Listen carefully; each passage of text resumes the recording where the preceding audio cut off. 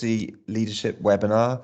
But before we get into things, I'd just like to thank Sue and Kat for helping us arrange this today and bringing along our guest, Dr. Paul Thomas, who's going to give us an hour on leadership and probably reflect upon the last sort of 14 months and what that has meant for us all and how things are going to possibly change or we can improve as we move forward. I'm John Edwards, G4C co-chair with Lauren Clark from Rio. So yeah, thanks for all joining. I think we got 56, which is fantastic. Yeah, and I hope you enjoy it. And I'll now hand you over to Dr. Paul Thomas. All right, thank you. Thank you, Jonathan. Just 2 seconds while I share my slides. Can you all see my slides? Yeah. Oh, Perfect. excellent. Can you see me at the same time? Am I still live? Yeah, yes, we Oh, can still see you. I'll keep formal. Yeah, I suppose good afternoon, everyone. My name is Dr. Paul Thomas. Just a kind of very brief introduction, because again, I've over prepared for this kind of, and I'm going to talk for about 45, 50 minutes. Well over prepared. Yeah, I'm more than willing to share the slides, more than willing to share the videos. And if somebody's interested, then I can share the book that accompanies the talk in the series. Not a problem, free of charge. But I suppose what I want to get back to is this notion of being human in the workplace, and as leaders, I think we try to take on something, a persona or a perception of what leadership or management should be or is about, and it's so untrue. It's unbelievable. And I think one of the kind of key elements of the last certainly 12 months with the kind of COVID revolution, as I call it, is that we realized that we're not in control. We don't have control over people, and our organization really is a social construct. We can work just as well from home as we can in an office. If we trust people, we actually get a lot more from them. So all of these things now starting to be questioned in real depth, and also experienced, and I think that's the lovely bit. For me as an academic, over the kind of last 20 years, 25 years, I've been trying to get organizations to think human. Now they have to think human, and that's the difference. And so my talk will briefly we'll go through all of this. On the pictures you'll see in front of you is just some examples, and the first picture you'll see of a mural of an organisation that's in Wales that attempted to inculcate a set of values, a set of behaviours for their leaders and their people by painting them on the wall and to remind people, every day when they sat in the canteen. And whilst that's a wonderful idea, one that and certainly has some impact, there is always in complex human systems, human beings in human systems, unintended consequences. There are things that we just simply can't picture or imagine as a result of doing stuff. And so this was a very good example of an unintended consequence to where the chief executive spent roughly 25,000 in order to paint this mural and to put these pictures around the offices to uplift people, to show people how good they were, with some comments from their clients. The unintended consequence of that is that a lot of people felt unhappy that money was spent on a mural where it could have been spent on a house or on a refurbishment or something in terms of with their clients. So there's always something that we don't think of as leaders, and that's really in a sense where we shouldn't be making decisions as leaders. And again, I'll come into that in a moment. The second one you'll see the work that I've done and currently am doing in Lloyd's in terms of their transformation from this normal traditional bank into this new digital age of everything online and app-wise. But that for me, and what you see those guys there, they led that project in 2017. But it was without doubt a huge, massive, unconditional failure in terms of trying to do something in a big organization. And for the simple reason that we hadn't counted for the kind of tribal elements within the organization itself. And it failed not because of people didn't buy into this notion of new ways of thinking, new ways of doing stuff. It just failed because we didn't ask permission to put in 5 microwaves in one of the floors. And it's a really silly story, but it's a story that is quite heartbreaking in terms of 2 or 3 weeks into this project. One of the things that the teams and the staff wanted was microwaves on each floor. So rather than going downstairs in this big auditorium, queuing up for 20 minutes to warm their food, they wanted, let's put microwaves on each floor, so therefore we could just come and go, we can warm it up and go back to our desk and we can carry on eating. I bought 5 microwaves for each floor. And we installed them at 9 o'clock on a kind of Monday morning. The excitement, the energy the change in people because they had these microwaves and they were listened to was palpable. I mean, we went off the charts in terms of morale and motivation. By 11:30, it was the lowest it's ever been in Lloyd's, simply because group property had come in, seen the microwaves, and removed them. And this is the key bit. They'd removed 5 microwaves from every floor in an open plan office without anybody seeing. And I still, to this day, think they work for special forces because they just removed them. And of course, we didn't know whether they were stolen, whether they were removed. And when I went to ask group property and the head of group property, can we have our microwaves back? Yes, but you have to fill in the right form. And I said, what form's that? And he said, well, you have to, fill this, C class 114 form. So we filled it in. And I said, yeah, okay, now I have to wait 76 days for those microwaves to be returned. And I said, why does it take so long? Well, that's the process. That's the system. That's what we do. I said, but I've already bought the microwaves.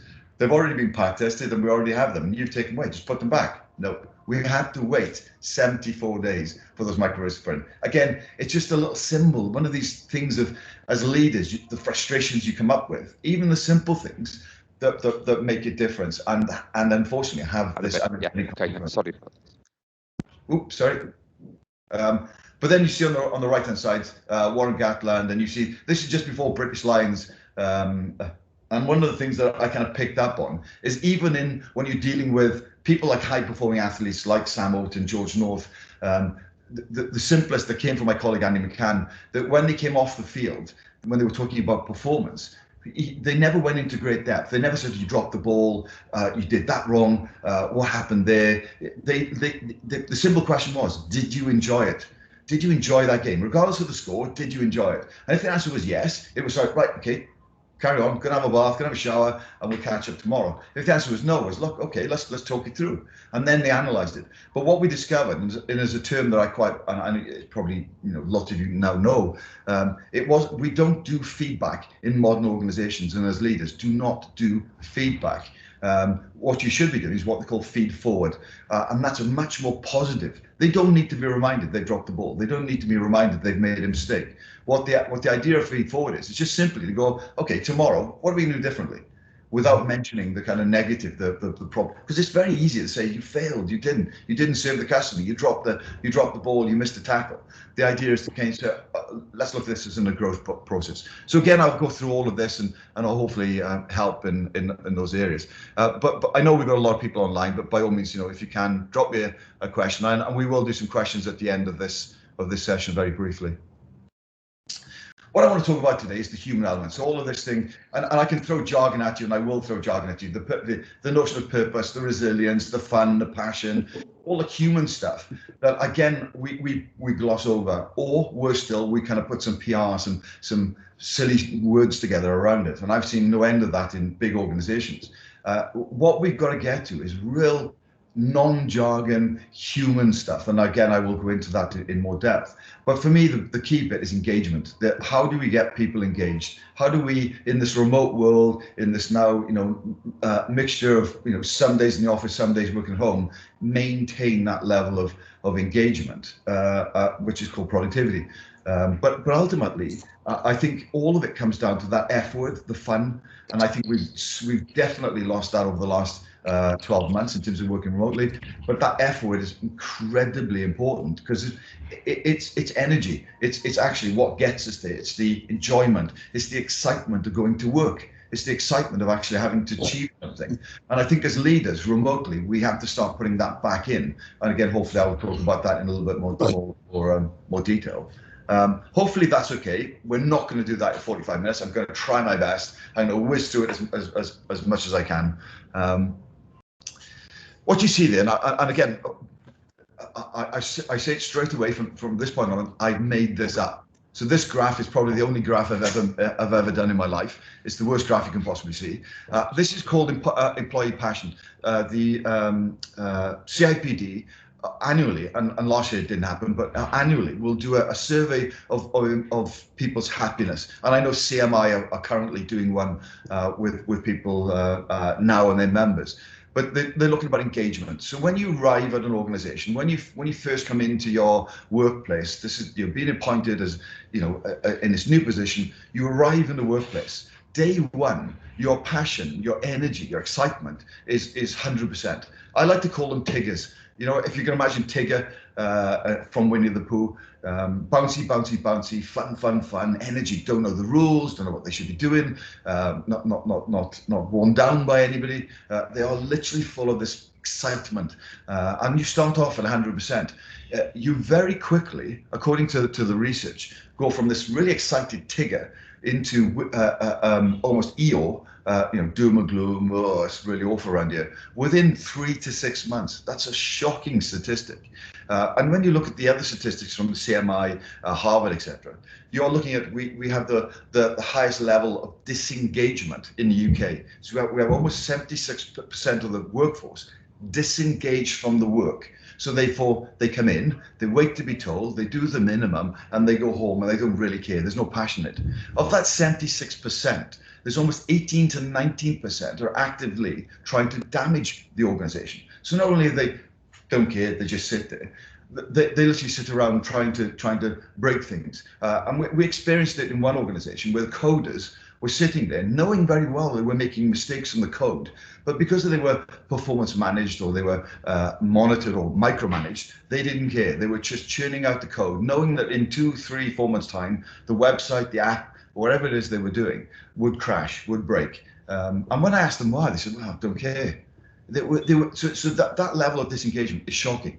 Yet we work, and we work far more now, the longest hours anywhere in Europe. So almost kind of, we're working between 51 and 52%. That's not last year, by the way. We've not done the survey yet. So that's the year before. So 52 hours a week we're working. So we have the highest level of disengagement. We have the highest levels of work hours. And we also have the lowest level of production anywhere in Europe. So we're in the wrong scales and leagues of all of this.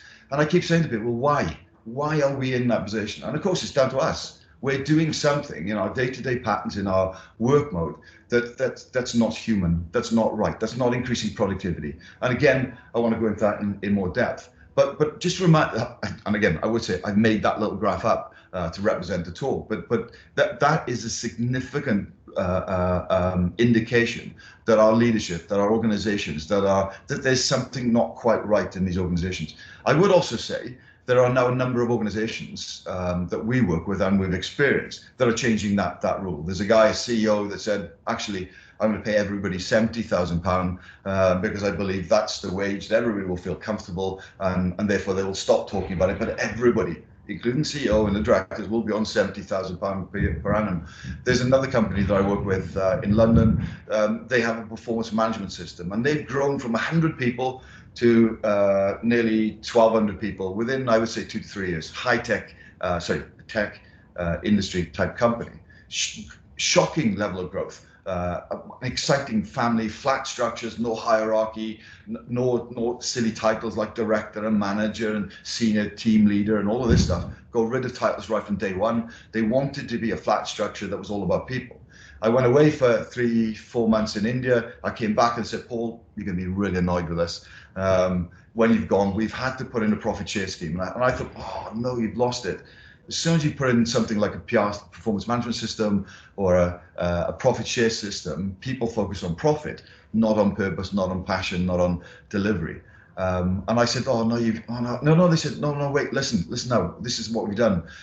So every 6 months, they had this huge pot of money they wanted to share amongst the then 800 people. And I said, look, it's about 20 grand each. And I said, okay. So I said, but we're going to allocate that 20 grand equally amongst everybody. So there's going to be no, rating system or how much effort did you put into it. And then we're going to say to them, to every individual, you cannot spend it on yourself. So you cannot take this 20 grand or £20,000 and draw it down. You have to spend it on a social cause. You have to take that money and put it into Scouts, Girl Guides. I'm not sure where they exist now. You have to put it into your football team, your youth clubs, your schools, your whatever it is you want to. But then you have to put it into there and demonstrate what you've done with the money to make social difference. And I remember sitting there listening to some of because they would invite you to talk about what you've done with the money. Again, what it was doing is increasing the value, that this wasn't a normal company. This was demonstrating we are flat structures, we're about the people, we're about to be human. Those little things, significant impact in terms of productivity. People knew that if they did the work, that their football club or their youth club or their schools would have a huge benefit, including hospitals. So all of that is something where we now have to start thinking differently. And there are companies out there that are thinking differently. It isn't just simply, blue sky, or an academic simply thinking about it. I won't go into this great depth, but all of these words, they're empty words, they're jargon. And I keep saying to people, so we talk about the fundamentals of leadership, is trust. You have to trust people, even though you struggle with it, and I struggle with it. I've been burnt so many times in the last kind of 30 years of running various organizations, from a recycling plant to now this is where I'm sitting today, is a trust. Is a charity built around health and well-being. It's a gym, but again, you think people will buy into it. You need to trust them. Yes, you do. But there are still people out there that have taken my weights. There are still people out there that are taking money out of the till. There's an element where you have to trust. You have to take some risk, because ultimately creativity, adaptation, agility is absolutely central to success now. We have to buy into it. The more we trust people, the more they give back. As soon as we stop trusting and start micromanaging, we start to lose that energy, we start to lose the passion. We spend more time on monitoring people than we do actually delivering the product. And again, the more measurements you put in to monitor performance and output, the more your costs rise, and therefore the more you're taking away from actual growth and development and innovation. But these words underneath, confidence, health and well-being, resilience, passion, wonderful. But what are they? What do they actually mean in the workplace? Confidence, I say, is energy. Confidence to trust people. The opposite of confidence is arrogance, and where you de-energize people. If you walk into the room and you're making decisions, if you're on Teams and you're constantly checking, you're constantly doing back-to-back calls on Teams, then you'll lose energy, you'll lose confidence, and you'll start to make decisions rather than allowing the other people, because you just don't have time. And time is critical. The more you allow people to make decisions. And it was interesting that working with special forces over the last kind of 5 to 6 years, they talk about, and this is a guy called Steve Eaton who works as he's the operations commander, and he said, he's on the ground all the time. He's with every operation. He's with them, and I said, so when you're on the ground, how does it work? You obviously then take control and take command. He said, absolutely not. I never make a decision for my team. He said, the decisions are made as and when we meet the customer, as and when we take an operational plan into practice, because I know it's going to fall apart. But he said, so I rely on trust, I rely on my people. And the great example that he gave me, and they went into operation, and Steve has got 21 years special forces, incredible experience and background. And he said, we went into an operation, and he said, and I'm the first one off the plane, the Chinook helicopter, and I'm the last one on the Chinook helicopter. So I'm making sure because it's a symbol saying, I'm least important. I want my team to be out there and looked after.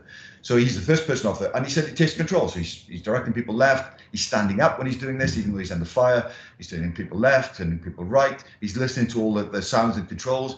And there's one chap in there, and I'm going to call him Paul, who was only in Special Forces 6 months. He says, and you can listen to this. He says, Steve, I'm taking control. And Steve says, yeah, handing control to you. And I said, why did you do that? He said, well, because he was on higher ground. He could see more of the compound. He could see more of my team. So I handed control. I said, how did that feel? And he went, terrifying, absolutely terrifying. That thought of loss of control, because ultimately responsibility still lies with me in what I'm doing. And I said, incredible.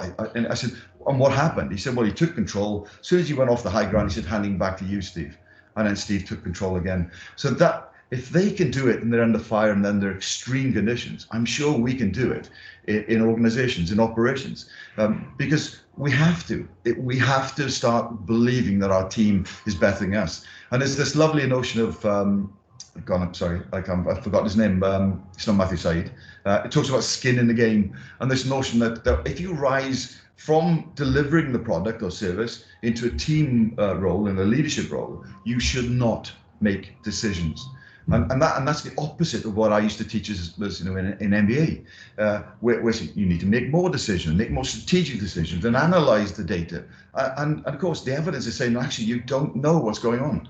You might think you know because you have 5, 10, 15 years experience, but your job as a leader is to keep asking more questions, to get them, the team themselves, to make the decisions. And that for me has been the critical change over the last, I would say, year, if not 2 years. We now have to allow the team to make the decisions. What we have to do as leaders is to facilitate that decision, to make sure they understand what's going on, but not to make the decision. And again, that's something I will go on to if I can do, if I don't run out of time. But this notion of resilience, what is it? I don't know. Engagement is absolutely critical and vital. We're spending hundreds of pounds and tens of thousands of pounds of getting engagement surveys and engagement research. And I kept saying to certainly the banks, HSBC and Lloyds people, if you have to put a survey in to find out whether you have an engagement, you're not doing engagement, believe me. If you have to do the survey in order to find out, it's not going to work, it's not the best way of doing stuff. But this whole idea boils down to purpose. I think as leaders, we have to keep talking about purpose, what it is we're trying to achieve, why we're trying to achieve it, and who's delighted by when we achieve it. Not just the bottom line of the bank manager, but ultimately our customers, our clients, the service, the internal service that we provide, the fundamental purpose. And a great way of finding out what our purpose is to say, well, from tomorrow morning, you don't exist. Your team, your department, your section, your organization, you do not exist tomorrow morning, 9 o'clock. I've taken you out, you're gone, you're all finished. Who would miss you as a result of me taking you out of the game, and why would they miss you? And then suddenly you really start to understand what it is you deliver, and are you focusing on that delivery, and are you doing it really well? Are you doing it within cost? Are you doing it on speed? But the fundamental is you know, who would miss you and why would they miss you? And normally it's the client, and if the answer is nobody, then you have to really start to fundamentally ask questions of what your purpose is in the workplace. Let me show this video. Training fleas requires a glass jar with a lid. The fleas are placed inside the jar and the lid is then sealed. They are left undisturbed for 3 days. Then, when the jar is opened, the fleas will not jump out. In fact, the fleas will never jump higher than the level set by the lid. Their behaviour is now set for the rest of their lives. And when these fleas reproduce, their offspring will automatically... Oh, jump at the same level. I know that you're probably itching like me whenever I watch that video. I was actually researching how do you train animals, how do you train and find the right culture in an organization. And I was doing a talk for vets in London in their annual dinner. And I was an after dinner speech, so I thought I'm going to add some fun to this. So I was looking at how to train fleas. And so the way you train them is condition them. And of course, I put this video on without any questions. Said, look, 500 vets, look, watch this video, and then tell me what I'm trying to get at. Tell me what I'm trying to hint at in all of this. So I kind of stepped off the stage, showed the video, stepped back on the stage, expecting them to say, oh, the lid. What's the lid? Who's the lid? What's the impact of the lid? But actually, kind of 500 arms went up in the air, and I kind of looked around and picked on something. I said, so yeah, go on, tell me the answer. And of course, he said, Paul, if you put fleas in a jar for 3 days with a lid on them, they die. So it's obviously something because of oxygen starvation and death. And of course, they then had a full-on discussion, 500 people, a good 4 or 5 minutes. Of how quickly they would die and whether what oxygen would be needed in order for them to survive. So I completely lost them and lost the story. But the idea of this video is it's a simple. Who's the lid? What's the lid in your organization? What's the lid that's stopping people jump up as high as they possibly can? And invariably, people say the system, the culture, the managers, the chief exec, the board, but ultimately it's you. It's us, it's individuals, it's our concepts, it's our constructs, it's our way of thinking in the organization. So you have to consciously remember you're the lid. And sometimes the lid is important. You know, we don't want them jumping up too far and doing stuff that we can't afford, or we can't support, or it's the wrong product, or it's not part of our purpose. But ultimately, we have to remember people want to grow. The number one motivation today is this growth, is the ability to get excited in the workplace, is to do things and challenge things in a nice, safe environment, a trusted environment, one with psychological safety. But it's always lovely to realize that we're the lids. But it's also nice to remember that jar, the glass jar that you kind of can't see now, because the glass jar is your behaviors and your values. They're the things that why people work for you, because they don't work for you for money. They don't work for you because you have a nice office or a desk. They're the things that kind of demotivate. But ultimately, they work for you because there's something that you're doing that's making a difference to the lives of the people that they interact with. That's the critical bit. That's the bit that I think we've lost, certainly over the last kind of 5, if we ever had it, over the last kind of 2 to 3 years. But that's a lovely short, silly little clip that kind of demonstrates what leadership is about. It is about making sure we allow people to jump as high as they can, to be the takers, but within that safe rule and environment. It isn't simple. And again, I'm not professing to have all the answers to leadership, because every organization is different. I do not have a definition of leadership even. I mean, I've taught leadership for 25 years. I honestly have 30, and I'm more than willing to send them to you, 36 pages of definitions of leadership. And that's from athletes, that's from politicians, from academics, from research, from known business people. But ultimately, you can see yourself in a few of them. You can see yourself in all of them, and they're all different at different times. But really, there's no depth to them either, because they're not you. They're not authentically what is that excites you in terms of leadership. And by the way, leadership is about. And this is a really fundamental by Mary Jane Follett in 1921, incredible, 1921, when the world was starting to get into the top-down hierarchical traditional management. Mary Jane Follett turned around and said, actually, it's about leadership. It's not about management. It's not about command, control, coordinating resources. This is about leading people. And by the way, leadership is about creating more leaders. Simple, full stop. You don't do anything else, but how many leaders are you creating today in your job, in your team? Because that's your job. If you're in a leadership position, how many leaders are you creating for the future? How many people are you inspiring to grow, or are you just simply liking the fact that you have 10, 15, 20 followers in the workplace? If that's the case, you're, again, Mary Jane Follett, 1921, in the wrong place. Now, in the 21st century, we're now actually starting to realize we need more thinkers, we need more leaders, we need everybody at different levels, but coordinated around a purpose, coordinated around that glass jar in order to move forward. Hope I'm not jumping too much and going off on tangents. Popular myths. I thought I'd throw this out to you because I know this causes real argument and real debate and disgust sometimes. The kind of three popular myths. Everybody can be a leader. And before I give the answers, just jot them down, think about it. Leaders deliver business results, and people at the top are leaders. It's interesting that all three. And this is Harvard Business Review stuff, and it's kind of been debated for a number of years now. Everybody can be a leader. I think that's a no. Some people can be an okay leader. Some people can be a great leader, and some people should leave leadership at all completely. The fundamental for me is: do you like people? If you like people, then you can lead. If you don't like people, they get on your nerves, they're a nuisance, they cause confusion, and they don't listen, then you're not a leader. You probably tend to go towards management. And I argue, again, over the last 20 years as an academic, I can take 50 people in a room and create good managers easily, because you give them tools, techniques, concepts, ways of dealing with stuff. But it's very simplistic, it's very kind of recipe driven. I can take those same 50 managers, probably 10 or 15 will be leaders. Because there's something innate, there's something about them that like the mess of people. And they know that when they've done a good job leading people and got some real good energy, tomorrow morning they have to start again. And again, I say that leadership is really lonely and really tiring, because you're giving your energy away. It's every day you're trying to give that passion into people to get them motivated, to get them, because they might be hangover, or they're tired because of the child was up all night, or they've got grandparents that they're worrying about. That's where the human side starts to become really important. Leadership deliver business results. Well, the answer is no. They don't, because the team delivers, but they're part of that delivery. And I think that's, again, one of the concepts that I tested in 2009, when I said that in my factory at the time, anybody that steps into a leadership position gets paid less. So they were all on £23,000 as production, as operatives. If you step into the team leadership role, you're going to get paid less. The result was, and what I was trying to demonstrate was, but you're not delivering the results. You're not delivering the product to the customer.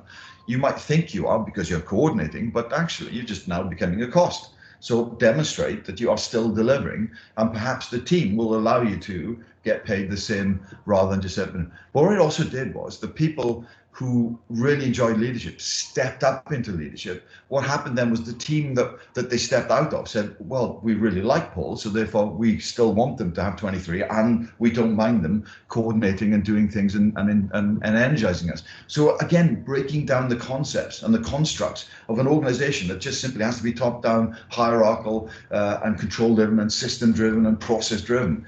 That's not 21st century. People at the top of leaders, you probably all know that, they're not. There are leaders throughout the organization, we've seen it every time I go into the organization. I don't look at the former leader. I might talk to the former leader, the chief exec, the board, but ultimately I'll go through the organization and see who's actually coordinating, who has the energy that's energizing, who are the kind of takers in the leadership position that are energizing the rest of the workforce. And you'll be surprised. You probably know, in technical terms, in academic terms, they're called passive attractors, people who attract the process, the energy of the team. They can be, by the way, positive attractors or negative attractors. They can be the ambassadors to the organization. So they are people who go, actually, I love this organization. This is the best organization I've worked for. Paul and Jonathan are, well, without doubt, the best leaders. God, they're fantastic. Or you get the assassins, who are the negative attractors, who go, oh, what a dreadful place. As soon as I walk out the room, they go, Paul, God, what an idiot, dreadful. Oh my goodness me, he's useless. What he talks is nonsense. Look, this is the way it should be done, because that's rubbish. They're the assassins. In China, when I worked in China for 2.5 years, I came across a term called smiling tigers.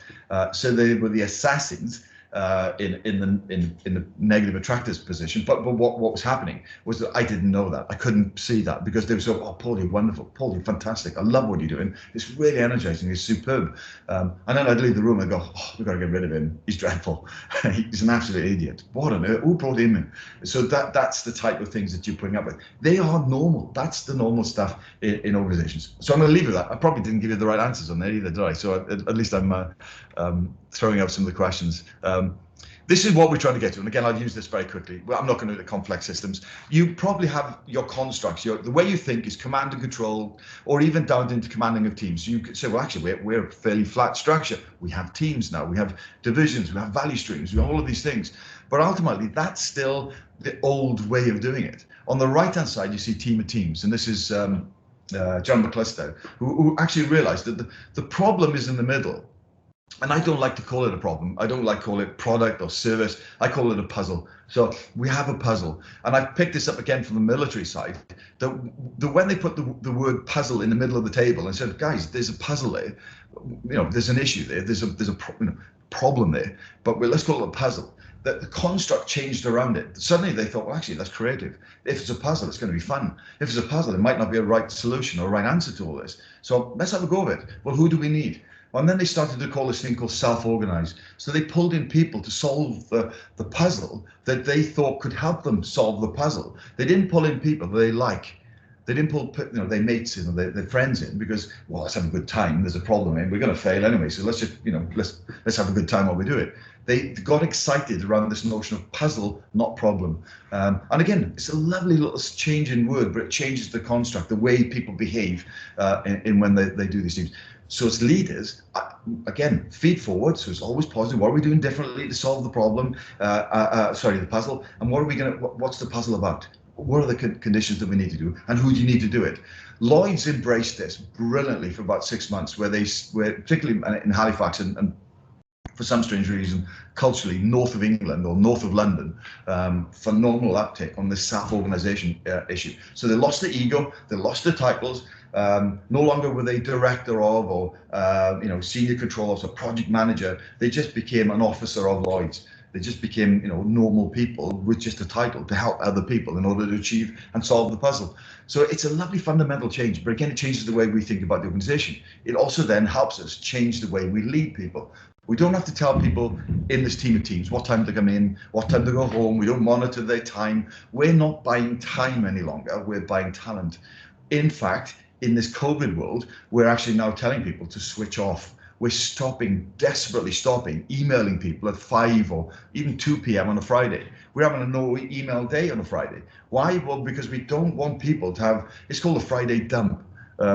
And I'm sure you've come across it, where some senior director will say, right, I've got a full inbox. Now's my chance before the weekend to clear my inbox and write to everybody saying, right, you need to be doing this, you need to be doing that. I come across this, why isn't it done? So that's the Friday dump. Well, the problem is what's happening is that Friday dump is disseminating stress and pressure onto the rest of the organization. So everybody now at 5 o'clock has got a full inbox. They can't relax on the weekends. So they're coming into the Monday worried, exhausted, still doing emails on the weekend in order to achieve things. So we stop that from happening. And it's making a fundamental difference to the way we do things. The unintended consequences to this is sometimes we have now loss of productivity to begin with, because people perceive, well, hang on, I did a lot on a Friday, well, I should have shifted to a Thursday. That's not the idea. The idea is to start to realize that it's not about time, it's about talent, and it's about output, and the right output. Is it worth me doing it? And that's a kind of incredible world. But this is all about relationships, by the way. And the team staff, you might look at it thinking, no, we can't do that. Not in the NHS, not in, Atkins or any other organization. We can't do that. But actually, you're already doing it. That's exactly how we do it in our human systems. We just pretend that we're in a command and control system. We pretend that we are acting like we know what's happening and we can plan what we do, and therefore it's all happening. So that notion again it's a lovely one to remember. We're already team of teams. All we have to do is to start leading it and start to encourage it. I won't go that too much. The idea of that is the motivation. Again, I'll send you these slides because that's really kind of simplistic. No micromanagement. Let's get it right. Let's get people growing. Let's develop people. Let's invest in people, because what the benefit is that they love us, and then we get so much more in terms of motivation and output. But the exciting bit in terms of motivation now is that people want to be challenged. People like that notion of challenge in a psychologically safe environment. So failure is deemed as growth. Failure seems to be the way that we're actually innovating and creating. Very hard to achieve, but it's a must for the modern organizations. But it's got to be exciting, energy, passion, fun. It's all the kind of energy stuff, the human stuff. Location. Oops, sorry. Let me just show you this video quickly. So again, it's something I want to leave you with in terms of, and you might have already seen it, but I think it's fundamental. It's actually, how do you get you above the line, and do you want to be above the line? Because it's a lovely little energy. Because we now have conversations. Where are you on the line?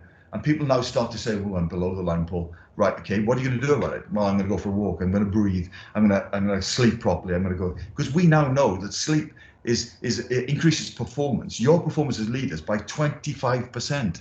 Sleep. So if you have a good night's sleep, your performance is through the roof. Nothing else will do it. No drugs, no alcohol. Just sleep will help you through that. But the problem is, we're not sleeping right. We're worrying about things. We're kind of sending people to cheap motels and hotels, hoping they'll have a good night's sleep and in the kind of a bug and breakfast, as they call them, and then hopefully that they'll perform the next day. But they're not. They're exhausted, and therefore motivation drops. Have a look at this video and note where you are on this line. Location. Brought to you by the Conscious Leadership Group. Find them on the web at www.conscious.is. Animation by Graham Franks. www.grahamfranks.com. One question that conscious leaders ask themselves over and over is, where am I?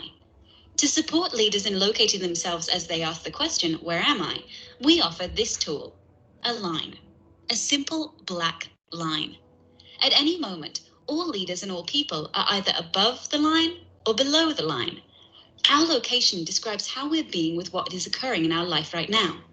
If we're above the line, we are open, curious, and committed to learning. If we are below the line, we are closed, defensive, and committed to being right. Stop right now and simply ask yourself, where am I? In this now moment, am I above the line or below the line? Typically, when people are below the line, they believe certain things about the world. For example, they believe there is not enough. It could be that there's not enough money, or time, or space, or energy, or love. People below the line also believe that their story about the situation is right. People below the line also believe that there is a threat out there. Something or someone is threatening their desire for approval, control, or security. And people below the line see the situation as serious. The deeper below the line they are, the more serious things look. People below the line tend to behave certain ways as well. They tend to cling to an opinion, find fault and blame, gossip, explain, rationalize and justify, get overwhelmed, and avoid conflict or pursue conflict for the sake of winning. When people are above the line, they believe that learning and growing are more important than being right. They believe that all people and circumstances are their allies, here for their growth. They believe that from a distance, almost everything is funny. People above the line live in curiosity, listen deeply, speak unarguably, question all their beliefs, and live a life of play. Now, knowing what you know about being above or below the line, where are you? One thing to know as you consider this question: we are hardwired to go below the line. Literally, our brain is programmed to perceive threat, and when it does, a chemical cocktail courses through our veins, and we go below the line. This reaction was designed to help us survive in the presence of a real threat to our physical survival. An issue for modern-day leaders is that often our brains can't tell the difference between a threat to our physical survival and a threat to our ego or identity. We react and get defensive when we experience a threat to our ego. So in many ways, being below the line is natural and normal. But when we are below the line, we're not in a state, literally brain state, of high creativity, collaboration, innovation, and relational connection. We're simply trying to survive. Leaders today can't thrive if they're in survival mode. So the first activity of conscious leadership is location, location, location. In this now moment, where am I? Telling ourselves and others the truth about our current location begins the great conversation. So I hope you like that. I mean, the question I would ask you, are you above the line or below the line? It's interesting that I'm not sure I can get it back up, actually. Let me see if I can get it back up. Yeah. So, you know, below the line is about winning. It's about competition. It's all the things that we're taught, and I've taught, and I'm guilty as everybody, because I've taught this in business schools. You know, competition. Winning isn't really. You've got to be out there. You've got to be first. You've got to be competitive. But actually, the world we're now in is above. It's about growth. It's about collaboration. It's about actually bringing in your competitors in rather than trying to defend and to ward off, because we grow together regardless of, whether we like it or not. And this notion of control, we never had control. It's a silly concept that we put in. We're not in control. It doesn't matter how many plans you do, how many data analysis you do, how many gathering of information you're not in control, because the data is always historic, the data is always slightly out of date, it's always slightly incorrect. And therefore you start the whole COVID and viral infection stuff. We did this in 2000. I did this in 2001 in London School of Economics as part of a modelling process to how bacterial and viruses spread throughout the world. They mutated, as we're seeing, within a matter of months. You cannot control nature and you cannot control human systems. Yet we're desperately putting in more control measures. All we're doing is creating more of an angst, putting ourselves more below the line because people are not following the rules or procedures. We only have to look at road rage, for example, when people don't indicate to go right or left. But this, because we're then, why haven't they indicated? It's because we don't follow rules very well. We don't follow procedures very well. We have to somehow put boundaries in, these things that rationalize why we're doing certain things. But we still have to have this notion of curiosity. We have to have this understanding above the line. But what I like about it is that we're naturally below the line. We have to, as leaders, forcibly either put ourselves on the line, not below it, but above the line as much as we possibly can, to start questioning, to start seeing things as interesting, not to kind of lose our cool and get angry. And we will do if we're tired. We will do if we're doing back-to-back sessions on Teams. Teams is the most draining form of communication there is, because we're staring at individuals. Our eyes connect with the person on the screen. Our brains are saying, hang on, this chap or this person is staring at me. So therefore the fight, flight, freeze mode kicks into the back of the brain, or the amygdala, and then we start to worry and stress as a result of it. We're not energizing people as a result of it, but the play notion is really important. I hope that's helpful and works. I'm going to skip a few slides because I'm conscious of time. I desperately want to just talk through this very, very quickly, and I'm conscious that this will be the last slide, the last couple of seconds. The world that we're in, we assume is simple. The world that we're in assumes, particularly in organizations, that we have to have a recipe. So when somebody comes into our organization, we put this lovely cake together, and follow this process and you'll have a really good output. When you're managing, do this and you'll have a really good bunch of people and you'll have a lovely team, because it's a standard process, standard products, lovely kind of certain results at the end of it. But if you, like me, have tried to bake a cake, or I've tried baking bread as well. I get it right first time, and the second time, not so much. Third time, disaster. Fourth time, okay.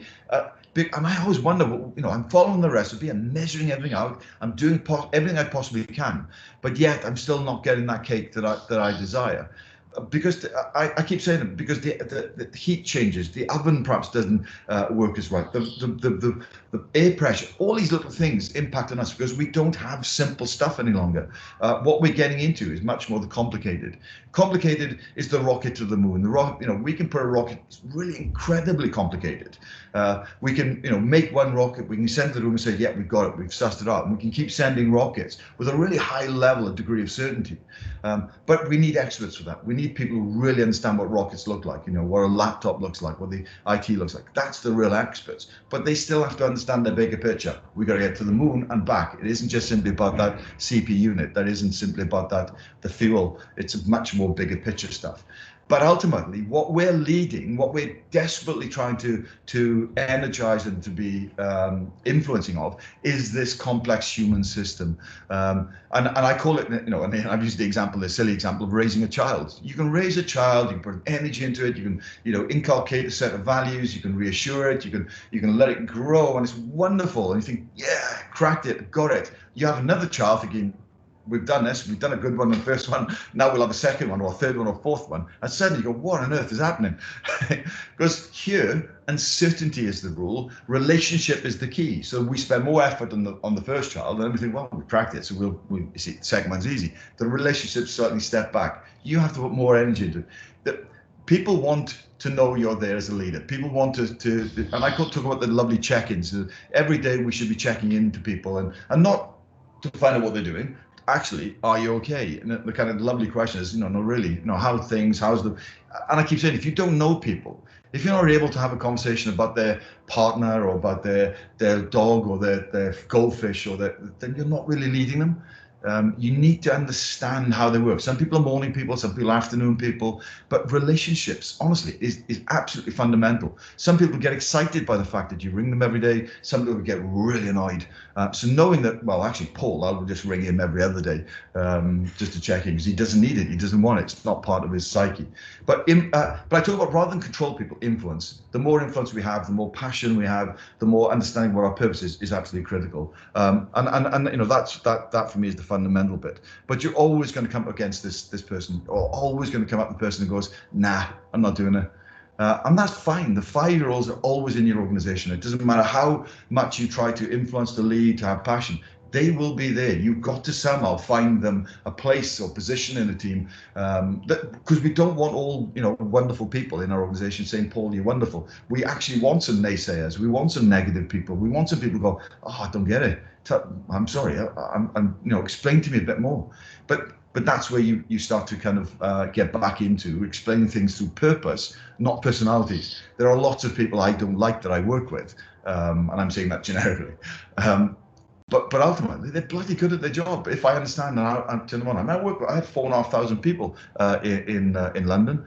I started trying to get to know all of these people, but I had to do it through my leaders, through my people, in order to say, come on, let's understand what we're managing, what we're leading. Conscious of time, and I've got so much to show, and I've kind of run out of all of it. But there's hang on, let me get to it.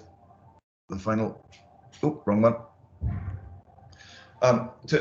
leadership, and greatness, and is that lovely notion of purpose, knowing what your purpose is, what your team purpose is, what your purpose is, what your organizational purpose is, and trying somehow to get it all together. Sense of pride. Remember, in leadership, it's about saying to the teams, well done, you did that. If it goes wrong, I did that. And it's a lovely, humble way of leading. Not perfect, but it's a much better way than taking all the praise.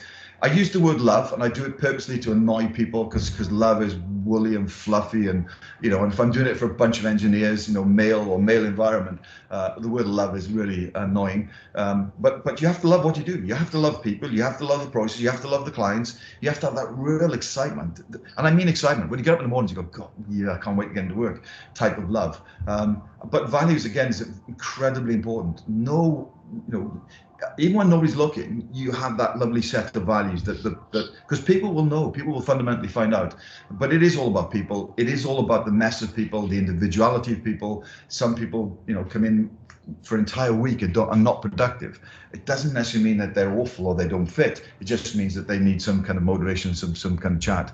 But constant change is vital. I use this word, I won't say it fully, but I picked it up from a police force in South Wales, and JFDI, and I use it all the time. Just flip and do it. We now need to stop thinking about it and analyzing to such a point where it's actually gone, it's finished with, because we've moved on. We now need to start innovating, and Starling banks, special forces, even the NHS now has been forced into this kind of JFDI position. Look, just do it. Let's forget the procedures. And I know, working with surgeons, they've forgotten all the rule books and all the processes because they had COVID. They had this kind of urgent response. Guess what? They've done a bloody good job, even though the process and procedures didn't get followed. So there's a notion of something, of constantly trying to challenge and do something.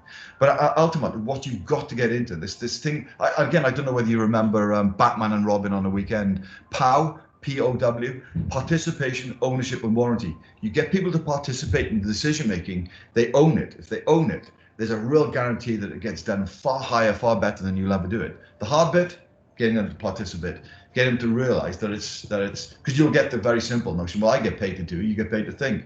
I'm not a leader, I'm not a manager. It's your job to come up with it.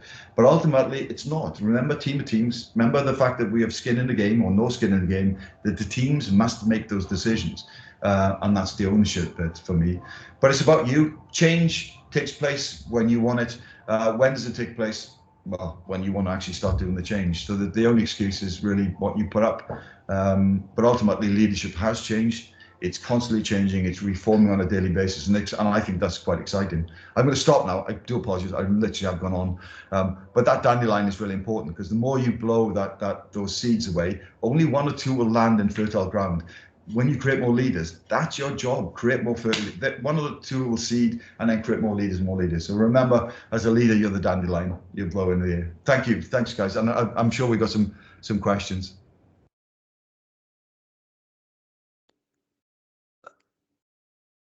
Hi, Paul. Shall I go first? I just put my hand up. Thank you very much for that. I was just curious to what you would, or how you see things changing. You just mentioned at the end then that change, leadership is always changing. And I suppose, how do you see that, or what are your sort of predictions about how sort of bigger organizations, or any organization really, is going to change its leadership ways and methods as we come out of the pandemic? Yeah, I think we're already starting, John. We're already starting to see the changes in terms of the structures, the hierarchies. Now we're starting to see much more flat structures. We're actually seeing leadership removed from that hierarchical structures and actually put in flat lines. We now have value streams in which we're all one big mess, with the project leaders, product owners, all now lead this wonderful product and service. But there's a set of new skills coming through as well, because you got people who don't want to manage people. They don't mind leading people. So it's a lovely sea change that has been created by COVID. They say, well, actually, I don't get excited by talking about the problems of people. And then suddenly going, well, I do. So there's a lovely change in that terms. Communication is now being critical. The technology is critical in that change as well. So the communication path has changed. But ultimately, it's the mess. It's something we realize and we can't control, and there's no need to control. We're wasting money on controlling people. In fact, it's detrimental to our productivity. So the control element for me is the big stuff. Yeah.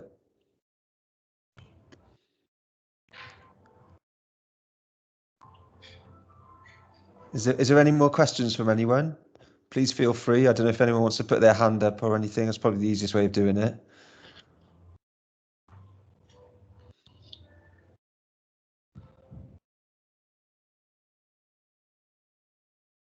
It's really hard. You're getting off lightly, Paul. Oh, I see a hand. I see a hand. Hi, it's Kat Griffith-Williams here. I'm just really intrigued. I think, there's loads of food for thought there, and certainly, get where we are on that line. That's really good to, cross-reference and check ourselves. What can we do in our behaviours? I know you've given us quite a lot of tips and advice, but to bring other people along with us, to be those leaders, to change others' behaviours, especially in this day and age when everything feels very monotonous. Are there kind of key tips that with that emergent leader within we can pass on to others? Yeah, critical for me is that you lead by example. You don't email after 5 o'clock. You don't email before 9 o'clock. You actually, I love the challenge. What I say to people, I said there's a great leader in South Wales called Callie Byrne. I think she's the chief executive of City something. I should know, shouldn't I? But I remember challenging her a couple of years ago, saying no emails on a Monday and a Friday, no emails after 9:30 or before 9, and no emails after 5 p.m. And on the weekend you do stuff with your children, and you have to prove to everybody else you've done stuff with your children, and if you don't, you pay a fine. And I think she had to pay £10 every email and every time she did it. And I sent it to the rest 4,500 people in the organisation. Said, by the way, Kelly Byrne's on this challenge of not doing emails any longer. Why? Because she had a huge EQ. Her emotional intelligence was phenomenal, but she spent most of her time in informal meetings and in emails. And so we started, and that was the challenge. And very quickly she got into a pattern where people say, don't email her, go and talk to her. And so leading by example is critical. Talking more with people. Removing the jargon is absolutely vital. I mean, we're full of it it's the BS, isn't it, of modern words. We use words that are completely empty and nonsensical. So that again is critical. But again, leading by example, sleep. Enjoy life, work-life balance, demonstrate that you take a lunch, go for a walk and have a walk-in meeting. Do things that suddenly change the way you're perceived. That will influence the rest. But again, vital for me, psychological safety. When somebody make a mistake, don't make a big issue of it. You actually should you don't celebrate it, but you just go, right, okay, so what are we going to do? Well, that's exciting. What do we do different tomorrow? How do we make a difference? And that's the kind of important bits. I've got loads of them, sorry, and I can talk for a while. No, I think that's really helpful, and actually just to be a little bit more kinder on ourselves as well is a big take home there. Oh, goodness me, yes, absolutely. Thanks.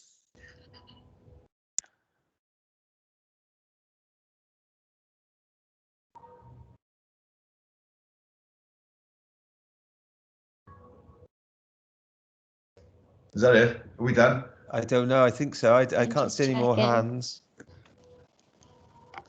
Any more questions, guys?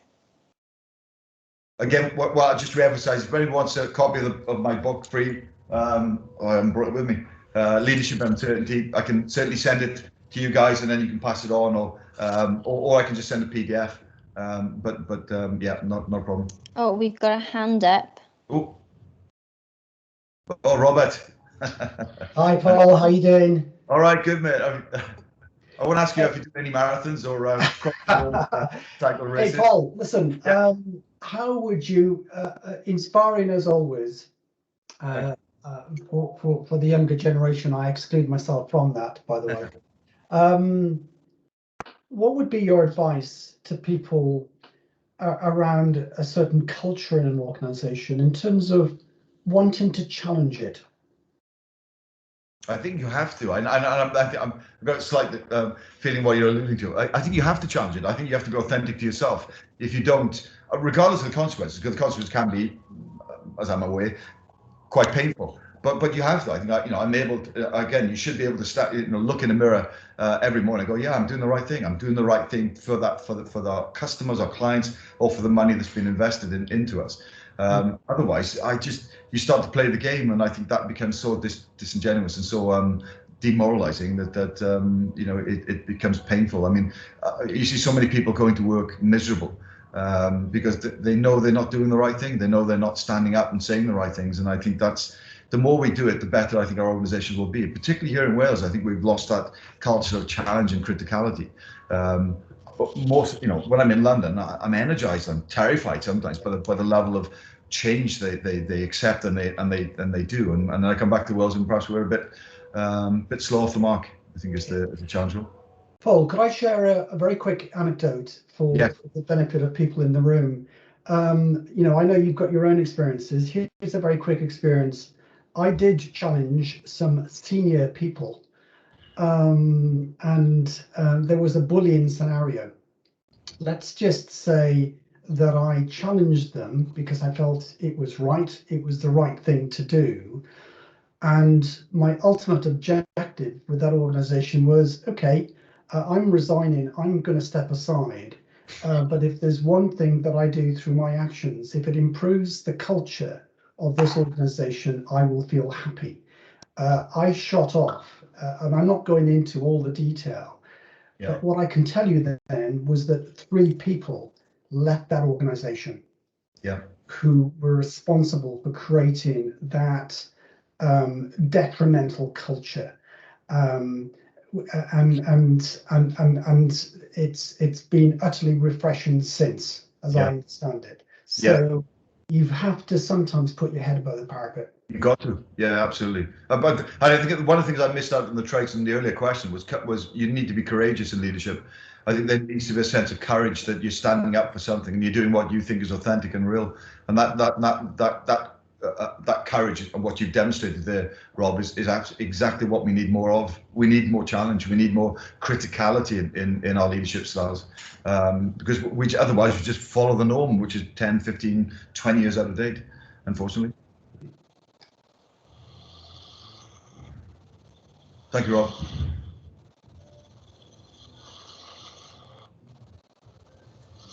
All right, do we have any more questions, guys? Just conscious of the time as well. Have I overrun? No, you're fine, Paul. So, I've done well. we got another hand up. Sorry, I'm aware of the time, but just a quick question. Thanks for the amazing presentation, Paul. What would you say for tips for what to do with the smiling tigers, as you said, the assassins, the people who say bad things behind your back but don't actually say it to your face? Yeah, once you find, I think you need to bring them in. And it's a really odd thing to say, isn't it? But the more smiling tigers you bring into the room and actually start discussions, it's called co-evolution. The more you connect to them, the more you understand why they're like they are. And there's also a very quick realization that perhaps they're in the wrong place. So, and I know it's awful to say, but sometimes you need to get rid of people. And that's some of the mistakes I've made in my past, that I didn't get rid of the smiling tigers quick enough, soon enough, in order to allow me to do what it is that I was trying to do in the organization and what others are trying to do. So bring them in. It's called co-evolution because the more you connect, more you talk, the more human you become, and more you realize what they're about. But there's also a quick realization that either you can change them, you can get them on board, or you actually you move them on. Because remember, we need diversity. We desperately need people to be critical, and sometimes they come across as smiling tigers, but mostly they're people who just don't understand what it is we're trying to achieve. Thank you. Thank you.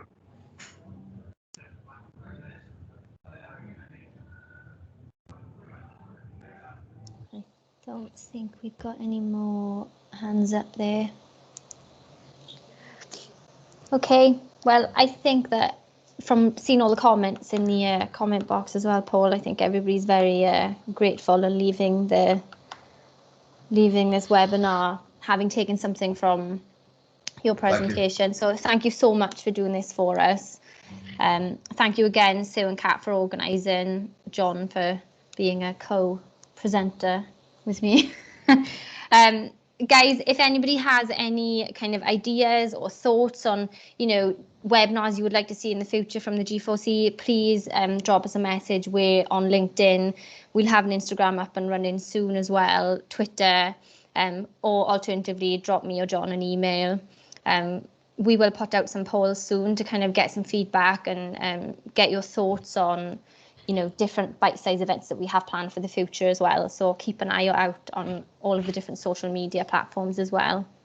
Thank you everybody for joining, and hopefully we'll see you at some of our future events. Thanks again, Paul, so much. Lovely. Thank you. No, thanks everyone. Have a great day. Have a good week. Yeah, perfect. Thank you all.